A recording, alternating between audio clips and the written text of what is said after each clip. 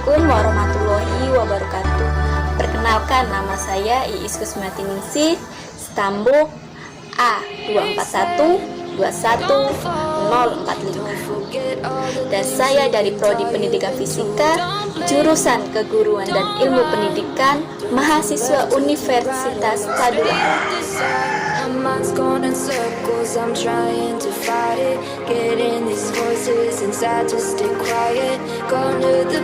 Ini adalah kompetensi dasar dan indikatornya. Coba perhatikan gambar ini. Tentu saja kalian pernah memainkan ayunan. Ayunan merupakan salah satu contoh getaran dalam kehidupan sehari-hari. Perhatikan peristiwa berikut ini. Apa yang menyebabkan setiap bandul memiliki getaran yang berbeda-beda? Untuk memahami lebih lanjut mengenai konsep getaran, mari kita simak simulasi praktikum bandul.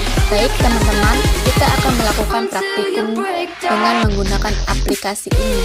Pertama, kita akan siapkan bandul dengan panjang tali sebesar 0,7 meter dan memiliki beban bermassa 0,5 kg. Kemudian, kita berikan simpangan 30 derajat. Ini merupakan peristiwa getaran. Gerak yang terjadi secara bolak-balik di sekitar titik keseimbangan. Kiri adalah titik di mana suatu benda akan berada di posisi diam ketika tidak ada gaya yang bekerja pada benda tersebut.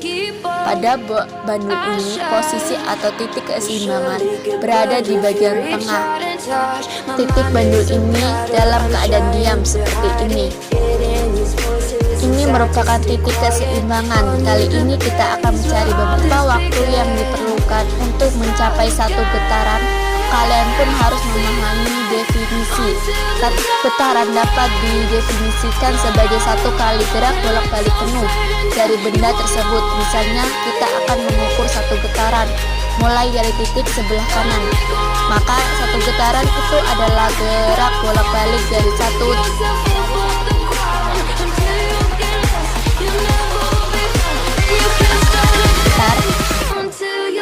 stop. Teman-teman, selanjutnya kita akan mengukur waktu yang diperlukan untuk melakukan satu kali getaran. Kita akan memberikan sudut simpangan sebesar 30 derajat seperti ini. Dengan menggunakan stopwatch, kita akan mengukur waktu yang diperlukan untuk satu kali getaran. Kita akan mulai dari sebelah kanan. Start, stop. Waktu yang diperlukan untuk mencapai satu kali getaran adalah 1,64 second.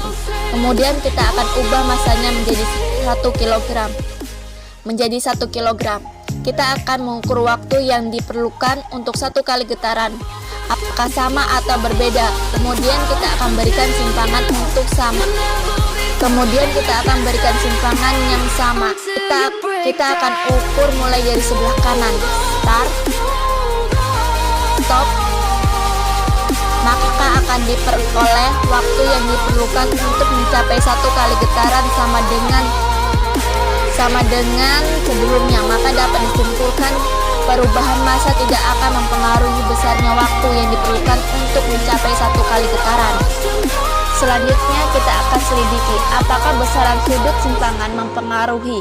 Kita akan memberikan simpangan sudut sebesar 40 derajat seperti ini. Kita akan mengatur waktu yang diperlukan untuk mencapai satu kali getaran. Start, stop. Perhatikan waktu yang diperlukan tidak mengalami perubahan. Artinya, besar sudut simpangan yang kita berikan kepada modul tidak mempengaruhi waktu yang diperlukan untuk satu kali getaran. Selanjutnya, kita akan mengubah panjang tali untuk menyelidiki apakah pengaruh terhadap waktu yang diperlukan untuk memperoleh satu kali getaran. Kita akan mengubah panjang tali menjadi 1 meter dengan sudut simpangan 30 derajat. Perhatikan getaran yang terjadi. Terlihat getaran lebih lambat dari sebelumnya. Kita akan membuktikan waktu yang diperoleh satu kali getaran. Kita akan memulai dari sebelah kanan. Start, stop.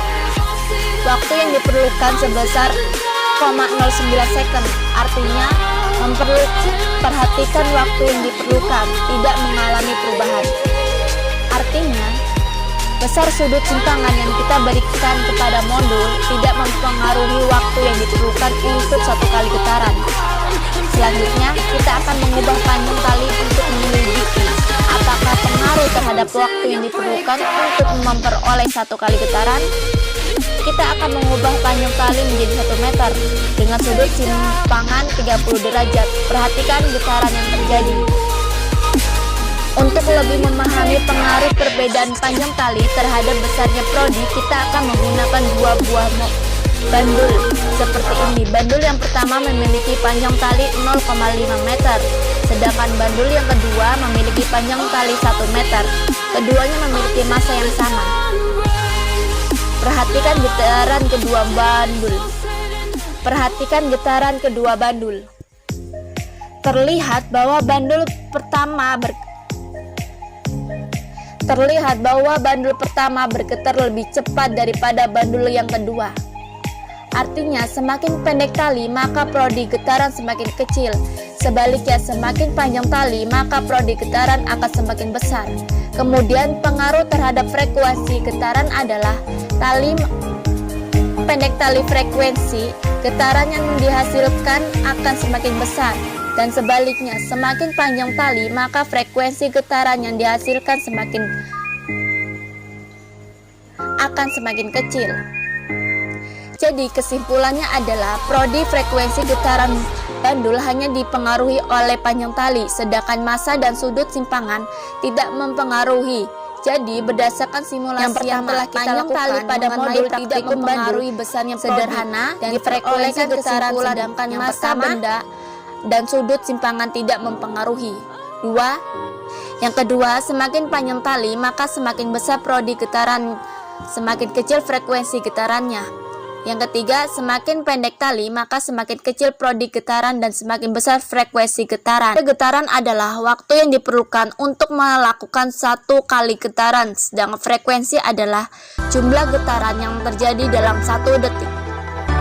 Untuk prodi, kita menggunakan rumus T sama dengan 1/F atau T sama dengan T kecil per N. Untuk menghitung frekuensi, kita menggunakan rumus F sama dengan 1/T atau F sama dengan N per T, di mana T besar itu adalah prode untuk waktu yang diperlukan satu kali getaran, sedangkan T kecil adalah waktu total getaran dalam 1 second.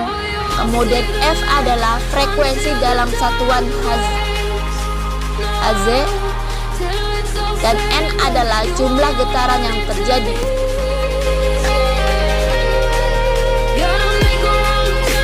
Sekian dari saya akhiri. Wassalamualaikum warahmatullahi wabarakatuh.